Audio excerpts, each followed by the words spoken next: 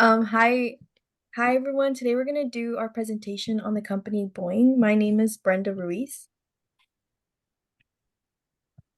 My name is Justin Peterson. My name is Marguerite Science. My name is Bryson Salinas. I'm Alondra Romo.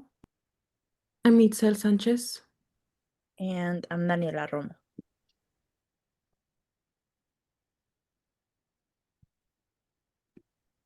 So for the group introduction, I'll be starting first. My name is Daniela Romo. I'll be getting a bachelor's in business administration with a focus in human resources. I've been a student at CSUB for 2.5 years, and I'll be graduating this December. And my plans after graduation are to move and hopefully work for the company Nestle. I'm gonna get my bachelor's in business administration with a concentration in accounting. I have been a student at CSUB for 3.5 years. I'm graduating this December.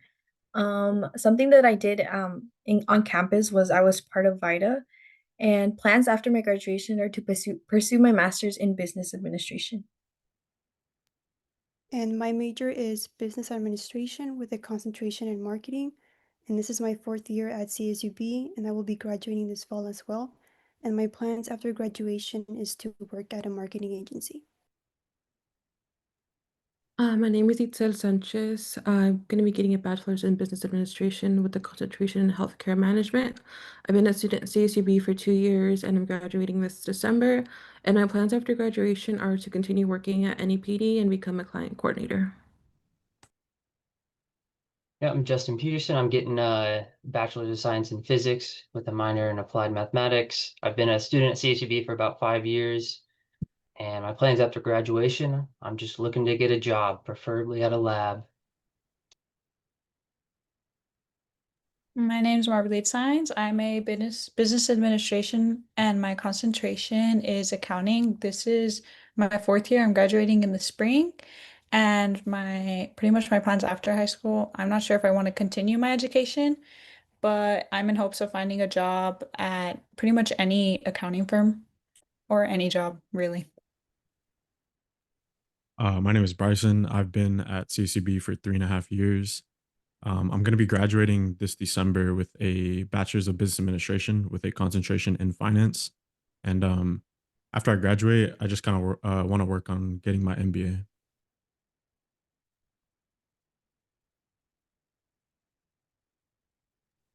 So for the desired jobs and occupation, my hopes are to be a human resources manager, once again at Nestle or just in general, any company.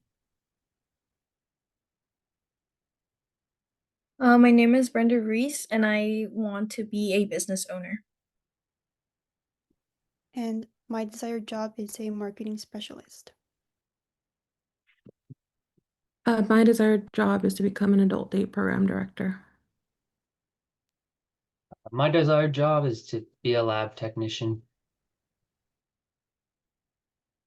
My desired job is to work within a audit department at an accounting firm.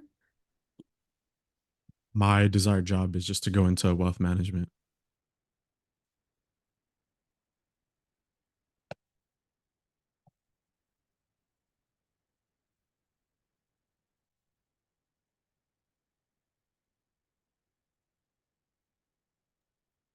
So a summary of my desired job is to oversee and direct all aspects of an organization's human resources department, including recruitment, benefits, employee relations, performance management, and compliance with employment laws. So being a marketing specialist, it consists of researching different markets and gathering information to create marketing plans. And the main task includes analyzing customer data. Also, a few of the skills required are technological, critical thinking, and complex problem solving. An adult day program director is responsible for the overall management of an adult day program, including developing daily activities, overseeing staff, ensuring regulatory compliance, and managing operations. As a lab technician, your job is really just to run whatever tests the lab is specifically for, maintain any of the equipment, in the lab and do any quality control the company might need. Working in an audit department, they pretty much find any key findings. They look over the company's financial statements and they provide any stakeholders with clear overview of the audit results. And they pretty much provide any major risks or improvements that could be done with like full reports of this. Being a business owner consists of starting, managing, and being responsible for a business. I will be responsible for key decisions, handling risk, and overseeing operations to ensure that the business succeeds and grows. In wealth management, the primary goal of that is just to help clients grow, protect, and manage their money. It combines some financial planning, investment management, tax strategies, retirement planning, and estate planning.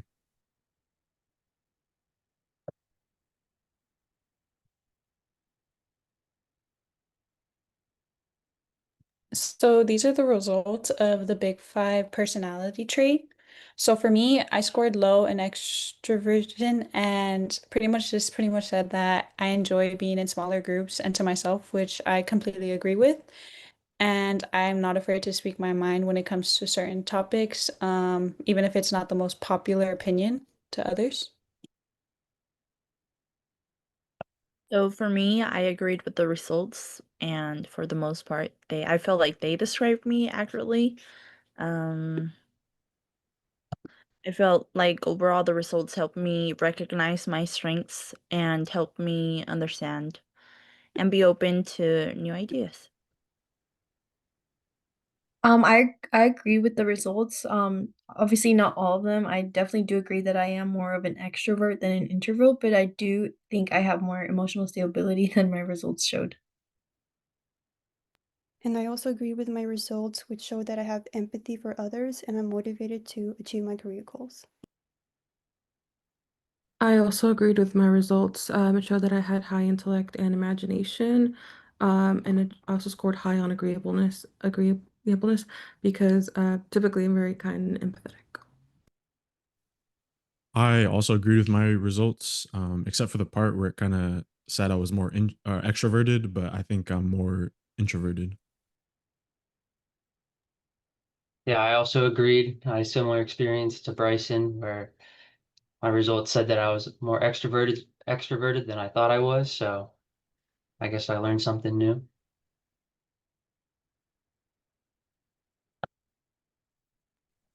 So for the second one, lessons from the Big Five personality.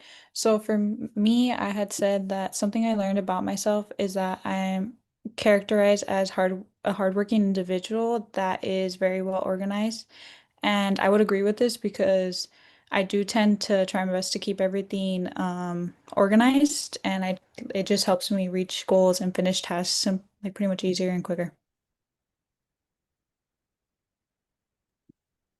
And so for me, whenever we did the group meeting, I thought that the group learned that everyone has different personality traits, and that could potentially affect how one works, communicates, and solve problems. And so it overall helps us improve the teamwork once we know each of our traits. For me, I learned that I scored high on the agreeableness, which means that I am warm, kind, and considerate. I did agree that I'm a kind person, but I didn't know that I would score that high. And the main thing that I learned was how I would react in certain scenarios and also how certain traits have an impact on my career. I was able to gain a better understanding of my stronger personality traits and how they tie into my work ethic. And I also found it really interesting how if you score high on agreeableness, you tend to have a more positive and healthier relationships. I learned that my strongest traits were my strong emotional stability and being very conscious about the work I do. Like I was saying in the last slide, the thing that surprised me the most was that the score said that I was more extroverted than I thought. And the scores also gave me some ideas of stuff to work on, get stronger with.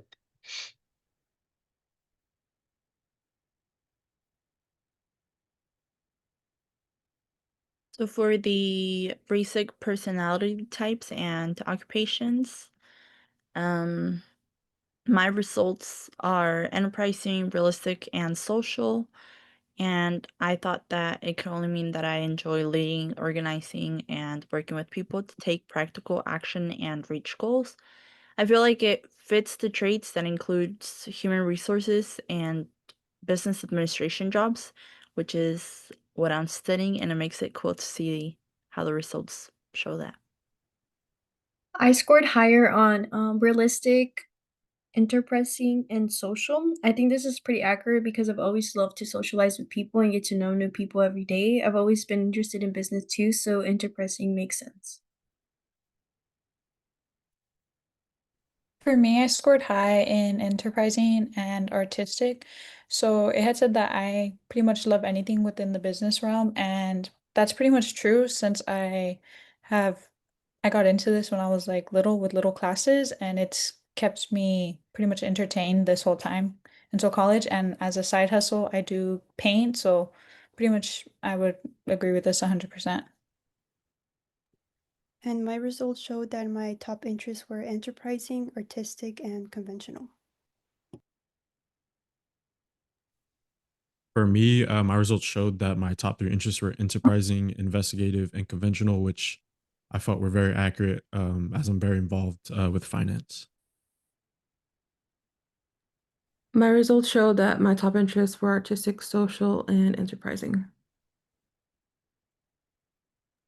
My top results show that I was investigative, social, and realistic, which I think would be very helpful in physics.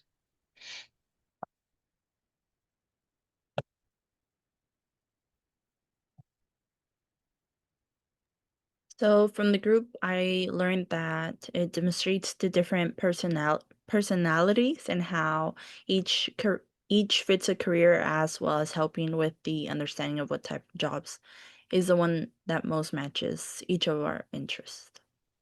Following what Daniela said, I think that this personality test definitely helped us to see what we are majoring in. Is it what we are really good at and what fits our personalities the best? Building off of what Brenda said, I would agree that this helps us make a career decision as like more of a confirmation if it's pretty much good for us, and it can reduce like people's anxiety over choosing a career path by comparing an individual's personality types with a specific job. And I definitely agree with what they have said so far. We talked about the many benefits of how having a good interest match with your career has. And I agree with Daniela that this activity was really beneficial to gain more insight about the types of careers and areas that we can excel in based on our interests. And the activity also provides numerous details that show various career fields and that someone might not be or have considered in the past. I agree with the rest of the group and Marbolette that this can help reduce the anxiety of choosing a career path, as you as you see the different career paths available based off one's personality. We also talked about how not even just talking about the career path itself, but the actual specific companies you'll be working at and finding a community in them that, your personality type and your interests can really shine.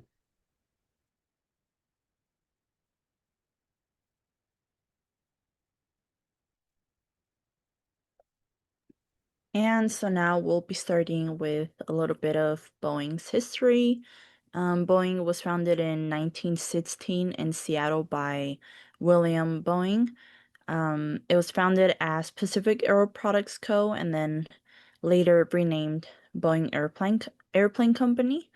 In the 1920s and 30s, the company started building mail delivery planes and even helped from what later became United Airlines. In the 1940s, during World War II, Boeing became a major producer of military aircraft like the B-17 and B-29. In 1950s through the 1970s, Boeing led or they created the famous jets 707, 727, 737, and 747. And then in 1997, they merged with McDowell Douglas, strengthening its aerospace position. And in the 2000s and 2010s, Boeing's released the 787 Dreamliner, which focused on efficiency and advanced materials. And lastly, from 2019 to now, they have been facing major quality and safety issues tied to the 737 MAX crashes, which affected their reputation.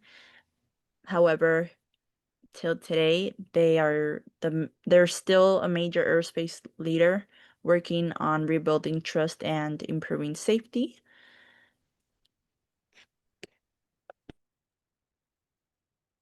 So for Boeing, they're having a lot of legal issues right now. They're facing multiple lawsuits from every possible person they can interact with. So that's going to be the victims of some of the crashes, employees that are trying to whistleblow and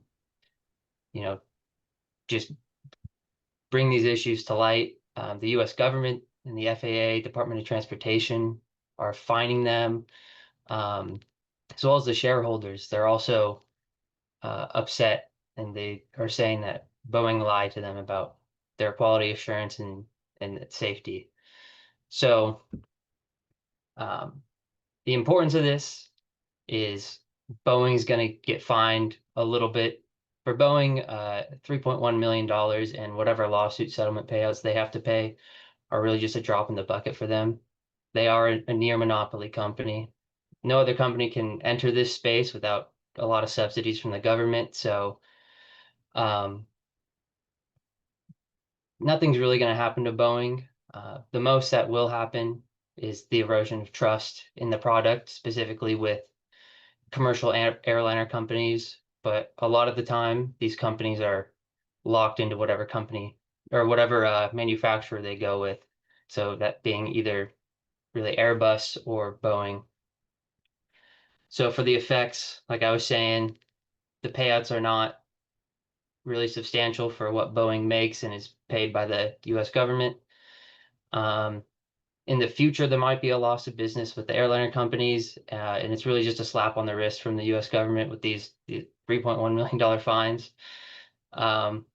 What should be done is obviously increasing the standards for quality control. With the merger with McDonnell Douglas in 1997, they had a stark change in leadership from, the CEO and all the officers of the business being more engineers. And after that merger, they changed to more just usual, just business people, which were kind of seeking out profits a lot of the time versus a lot of the safety stuff. So I think a change in leadership will be good. So I covered human resources and diversity. Some of the issues that they're facing is toxic safety culture, talent crisis, and DEI instability. So with toxic safety culture, they're prioritizing profit over quality has led to fear of retaliation and silence to whistleblowers. Talent crisis, so they have a high turnover of experienced staff, and conscientious labor relations are impacting production quality. And then with the EI instability, disbanding the global DEI department amidst legal and political pressure has created uncertainty. What they could do to fix this is create a just culture, so implement strict non-retaliation policies to empower employees to report safety issues. They could also hold accountability, so if they tie executive compensation directly to safety and culture metrics, not just financial performance. Another thing they could do is have an inclusive reform, so focus on seek, speak, and listen habits and integrity-based hiring to rebuild trust. And in the marketing side, the biggest issue is the lack of transparency, which led to a negative brand image. So this is important because the negative feedback the company is receiving is a result of Boeing's low accountability efforts after the two fatal plane crashes in 2018 and 2019. Therefore, their reputation is overshadowing their attempts at positive marketing efforts, which is impacting their sales and stock price. For example, in 2024, they had a 70% sales decline. So lastly, a recommendation is to begin with the core issues, which is safety control, in order to regain the trust of customers and begin effective advertising.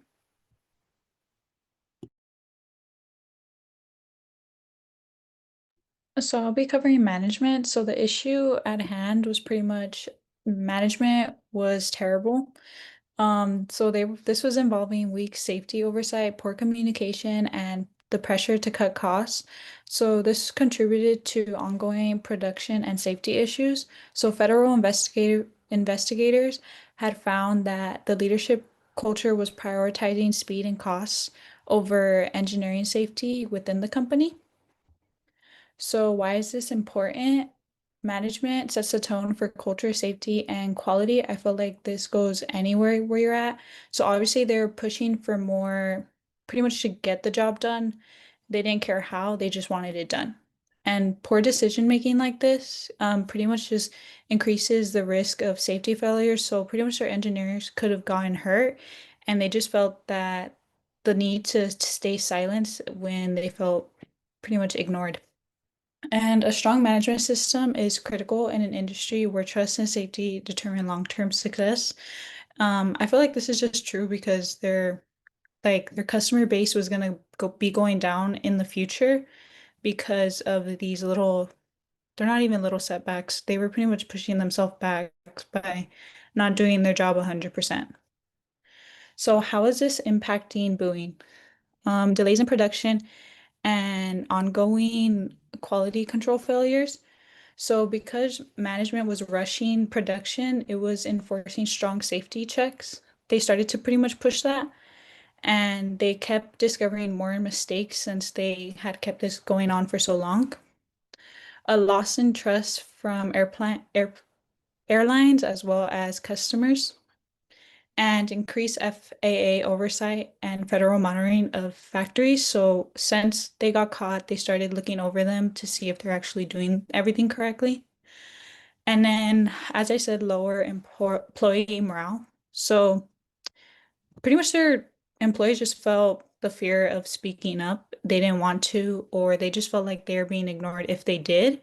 So they saw no point in doing it. And then financial loss in stock and instability.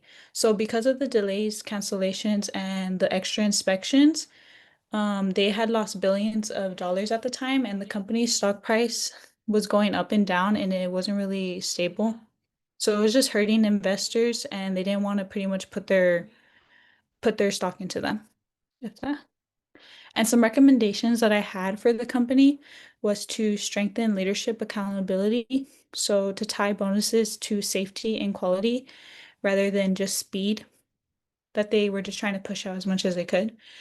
And then shift culture to safety first. So pretty much focusing on pushing any leadership trainings for all manager, pretty much for everyone within the company. I feel like everyone should have been doing that, and improving internal communications. So I would for this one, I was saying like they should create anonymous reports so that the employees are able to speak up without feeling that fear or feeling that they're not like it's not as important. And then third parties, because I know some companies do that, they look over them and they tell them like, oh, you need to fix this and this was talked about. It should have been done. And then increase transparency. So I feel like every few months they should be improving safety and quality. And pretty much this would just be rebuilding trust within the airlines and their public.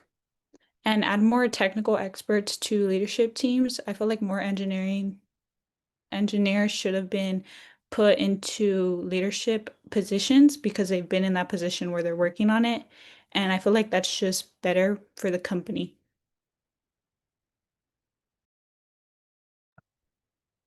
So for my part, I did operations management. So the issue that Boeing is having is it's facing significant challenges in its operations management that have affected production efficiency, product quality, and regulatory compliance. The company has experienced safety lapses and major quality control failures due to rushed production schedules, inconsistent inspections, and gaps in supplier oversight. So how is operations management impacting Boeing? So there is safety lapses, production delays, and increased scrutiny from the FAA and major quality control failures. Why is this important? Operations management, a good operations management increases efficiency, reduces costs, improves service quality, profitability, customer satisfaction, and competitiveness.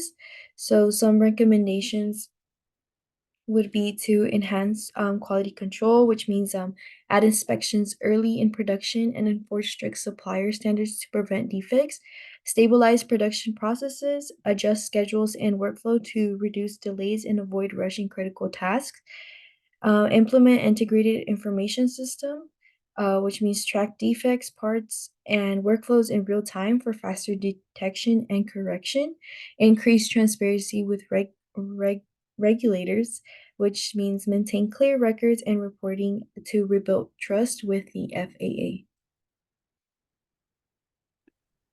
And I'll be doing the economics part. So Boeing is experiencing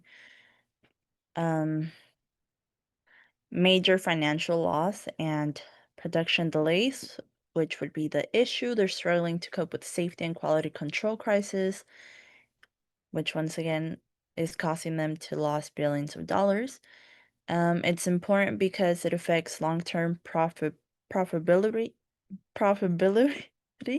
market positions, and airline customers relying on timely aircraft deliveries. This issue is impacting the company now because once again they're having financial loss and damage company's reputation. And some recommendations I had for them was to invest in strict quality control systems and slow down production to ensure safety and compliance. So, as everybody's been talking about, Boeing has been having a lot of issues, and their 10K forms definitely show that. They've been reporting $52 million in debt while also reporting negative operating cash flow. This is super important because it shows that Boeing is not generating enough income internally to cover up its upcoming maturities.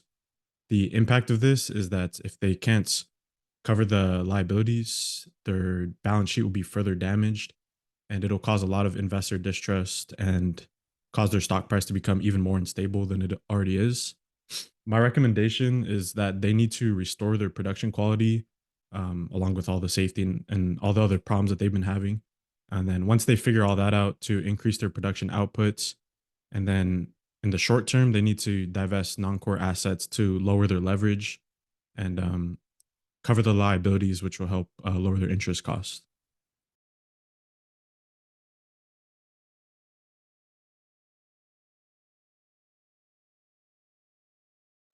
We're going to be playing a video that has to do with the company that we chose and the problems they've been having.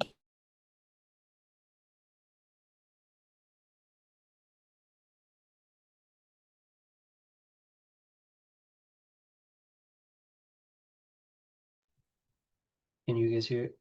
Went down. Oh. What did it feel like the last day of Boeing, the day you retired? Felt like I was abandoning the Titanic. After 30 years in the military, much of it spent in an airplane, Ed Pearson, once a commanding officer, has a strong sense of duty. Why did you decide to come and talk to us, to come and testify later this week in front of Congress? Well, actually, wasn't my plan. I feel like I didn't really have a choice. Bottom line is you're worried about people dying in Boeing planes. Yeah, absolutely. In 2008, Pearson went to work for Boeing at their massive plant in Renton, Washington, where all the company's 737s are built. The 737 was a magnificent airplane. Great safety record. Were you excited to work for the company and to be part of the 737 production? I kid you not, want to work for Boeing. It's an amazing company. But in late 2017, as production of Boeing's new 737 MAX ramped up, Ed Pearson says he started to see things that alarmed him. It was just out of control and it was ridiculous. The race to build the new planes and compete with Europe's Airbus pushed the production schedule into overdrive, he says. Instead of 47 planes a month, 52 were being built. So how much overtime was going on at this point? Did it double? More than double. You work 7 days straight, you're beat, and you're tired. He says during this period, many people worked weekend after weekend as there weren't enough engineers or electricians, and some ended up doing jobs they had never been trained for. A perfect storm for production problems, he says. He sent this email to the head of the 737 team in June 2018, expressing his concern that workers were inadvertently embedding safety hazards into our airplanes. I know how dangerous even a small defect can be to the safety of an airplane. He says he urged the Boeing manager to shut down the factory for a few weeks to straighten things out. And what was his reaction to that? He said, we can't shut down. And then I kind of got mad and said, I've seen military operations shut down for a lot less. What was his reply to that? Something I'll never forget. He said, well, the military is not a profit-making organization. What words would you use to describe that factory at that point? Dangerous, unnecessary, taking unnecessary risks, chaotic, disarray. 4 months later, a Lion Air 737 MAX crashed, killing all 189 people on board. And the irony that when you wrote that first letter, that Lion airplane was on the factory floor. It was within our production system at the time. When I saw that was I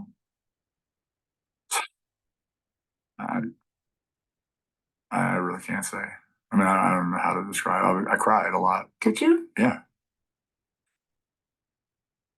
I'm mad at myself because I felt like maybe I could have done more. Over the next several months, he reached out to Boeing's CEO and their general counsel, but felt nothing was being done. 19 days after sending this letter to the Boeing board, a second 737 MAX crashed. Afterwards, the 737 MAX was grounded. Boeing has acknowledged mistakes, including that their anti-stall system contributed to both crashes. Pearson says he doesn't know if what he witnessed contributed to crashes, but it's the uncertainty that disturbs him. Somewhere in the end of my letter to the board, I said, no one wants to wake up one morning and hear of another accident. And that's exactly what happened. What do you say to Americans who are planning to fly on a 737, even in the next few weeks? My family's in the same boat. I would demand that the FAA, in their role as regulators, go in, thoroughly investigate that factory. So, Cynthia, what is Boeing saying about all this? Well, Lester, while the 737 MAX fleet are all grounded, there are more than 6,800 other 737s flying. Now, Boeing is pushing back strongly tonight, saying that the 737 is one of the safest planes flying. And they say, quote, the suggestion by Mr. Pearson of a link between his concerns and the recent MAX accidents is completely unfounded. And they say, so far, no investigators have found, quote, production conditions in the factory contributed to the accidents. Hey, NBC News fans, thanks for checking out our YouTube channel.